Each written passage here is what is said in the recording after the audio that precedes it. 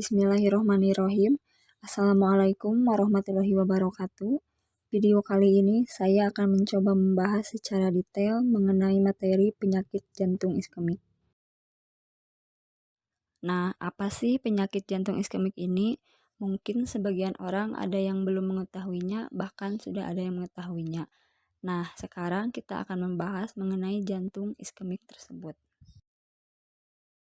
Adapun topik pembahasan yang akan kita bahas yaitu mengenai definisi, penyebab, gejala, klasifikasi, diagnosis, patofisiologi, faktor risiko, pengobatan, dan pencegahannya.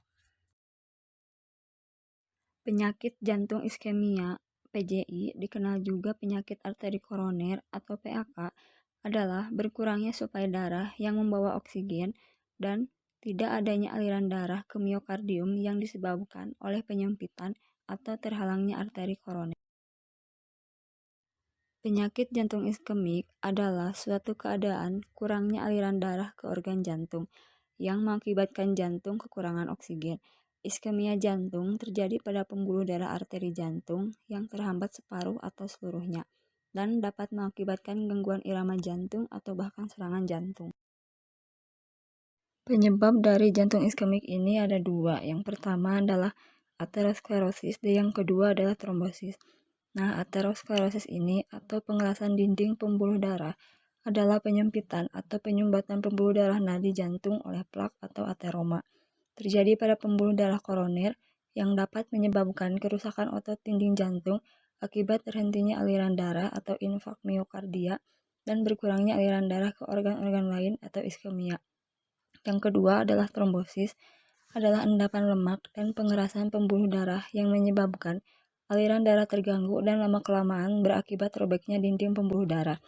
Trombosis ini menyebabkan sumbatan di dalam pembuluh darah jantung yang dapat menyebabkan serangan jantung mendadak, dan bila sumbatan terjadi di pembuluh darah otak maka akan menyebabkan stroke. Selanjutnya adalah gejala-gejala dari jantung iskemik. Yang pertama adalah angina pectoris, adalah gejala yang disertai kelainan morfologi yang permanen pada miokardium. Nah, gejala yang khas pada angina pectoris ini adalah nyeri dada, seperti tertekan benda berat, atau terasa panas, atau seperti diremas.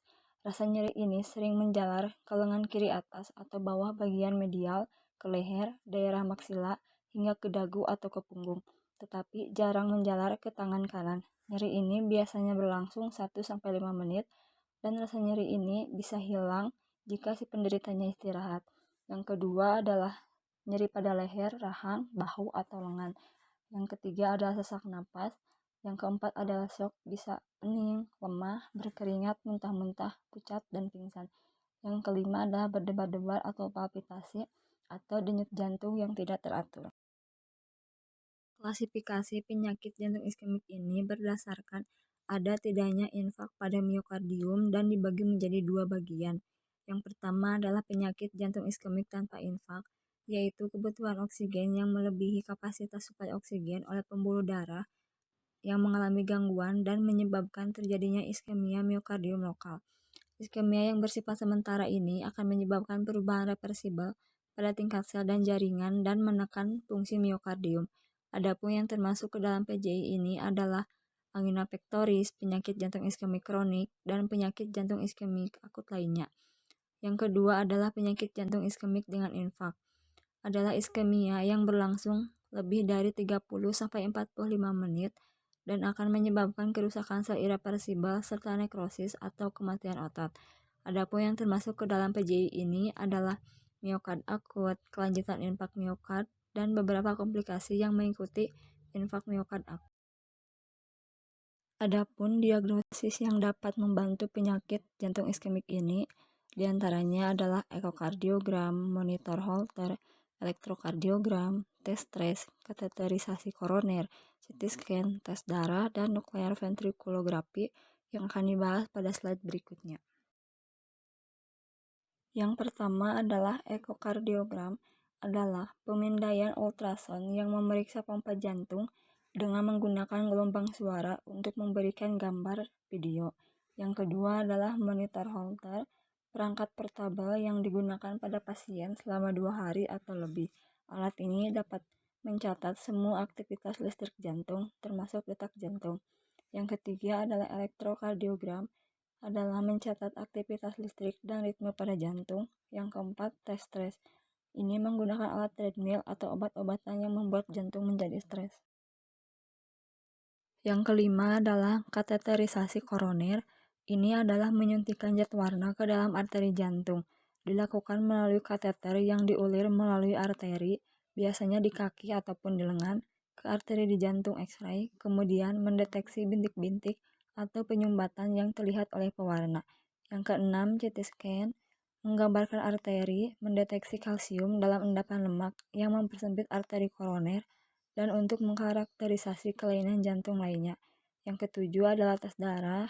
Ini berguna untuk mengukur kolesterol darah baik itu HDL atau high density lipoprotein dan LDL atau low density lipoprotein. Yang kedelapan, nuklir ventriculografi adalah menggunakan pelacak atau bahan radioaktif untuk menunjukkan ruang jantung tersebut. Berikut ini adalah gambar dari ekokardiogram, elektrokardiogram, monitor Holter, dan CT scan. Patofisiologi dari penyakit jantung iskemik dimulai pada saat terlalu banyak mengkonsumsi makanan yang mengandung kolesterol. Jika kelebihan kadar kolesterol di dalam darah, maka akan disimpan di dalam lapisan dinding pembuluh darah arteri yang disebut sebagai plak atau ateroma. Apabila makin lama plak yang terbentuk makin banyak, maka akan terjadi suatu penebalan pada dinding pembuluh darah arteri sehingga terjadi penyempitan pembuluh darah arteri. Kejadian ini yang disebut sebagai aterosklerosis atau terdapatnya ateroma pada dinding arteri yang berisi kolesterol dan zat lemak lainnya. Bila ateroma yang terbentuk semakin tebal, dapat merobek lapisan dinding arteri dan terjadi bekuan darah trombus yang dapat menyumbat aliran darah dalam arteri tersebut. Hal ini yang dapat menyebabkan berkurangnya aliran darah serta suplai zat-zat penting seperti oksigen ke daerah atau organ tertentu seperti jantung. Bila mengenai arteri koronaria, maka suplai darah jadi berkurang dan menyebabkan kematian di daerah tersebut atau yang dikenal sebagai infak miokardia.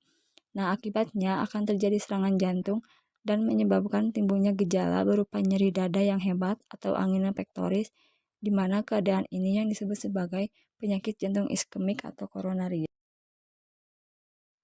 Selanjutnya, faktor risiko yang dapat menyebabkan penyakit jantung iskemik. Bisa dilihat dari faktor utama penyebabnya. Yang pertama adalah perokok berat. Kenapa sih dengan perokok berat ini? Perokok berat ini merupakan faktor risiko terbesar untuk mati mendadak. Risiko terjadinya penyakit jantung koroner bisa meningkat 2-4 kali pada perokok dibandingkan dengan bukan perokok. Risiko ini meningkat dengan bertambahnya usia dan jumlah rokok yang dihisap. Yang kedua adalah hipertensi, di mana jika hipertensi ini tinggi, maka akan menyebabkan pembuluh darah koroner mengalami aterosklerosis dan terjadilah pembentukan plak. Yang ketiga adalah kolesterol, di mana ini berhubungan dengan HDL ataupun LDL. Selain itu, terdapat juga faktor pendukung yang meliputi 1. Obesitas. Obesitas atau kelebihan berat badan pastinya dapat meningkatkan risiko terjadinya penyakit jantung koroner.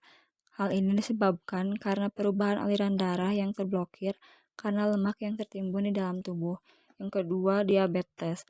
Nah, jika kadar gula yang tinggi dan dibiarkan tidak terkontrol, bisa meningkatkan risiko penyakit jantung menyerang, karena glukosa yang berlebih dalam darah bisa merusak pembuluh darah dan pada akhirnya memicu serangan jantung. Yang ketiga adalah kurangnya olahraga.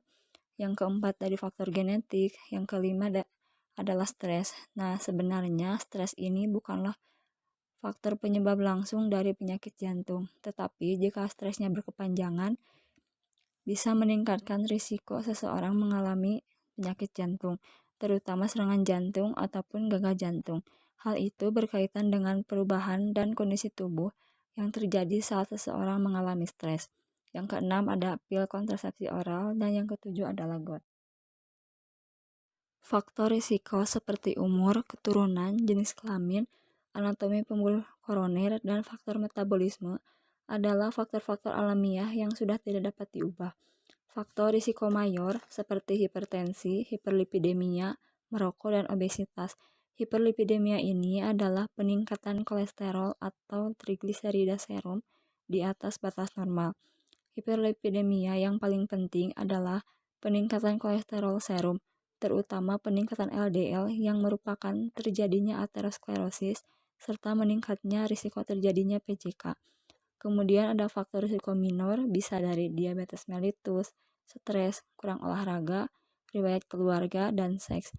Yang ketiga adalah dislipidemia, sebagai salah satu faktor kemungkinan penyebab penyakit jantung iskemik, yang merupakan suatu kelainan salah satu atau keseluruhan metabolisme lipid yang dapat berupa peningkatan ataupun penurunan profil lipid dari keadaan normal, meliputi peningkatan kadar kolesterol, LDL, trigliserida, dan penurunan HDL. Nah, selanjutnya adalah pencegahan dan pengobatan dari penyakit jantung iskemik.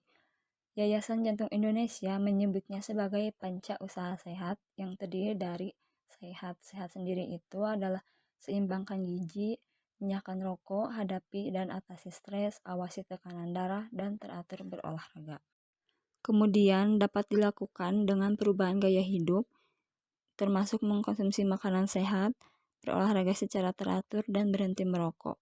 Kemudian ada obat-obatan yang dapat mengatasi penyakit jantung iskemik, diantaranya adalah statin, beta blockers, nitroglycerin patch, semprotan atau tablet, dan blok saluran kalsium. Kemudian ada aspirin dosis rendah. Yang selanjutnya adalah dengan pembedahan seperti operasi laser dan operasi bypass koroner. Sekian yang dapat saya sampaikan, semoga bermanfaat bagi kita semua. Mohon maaf bila terdapat kekurangan dan kesalahan dalam melakukan penyampaian. Sekian dari saya. Wassalamualaikum warahmatullahi wabarakatuh.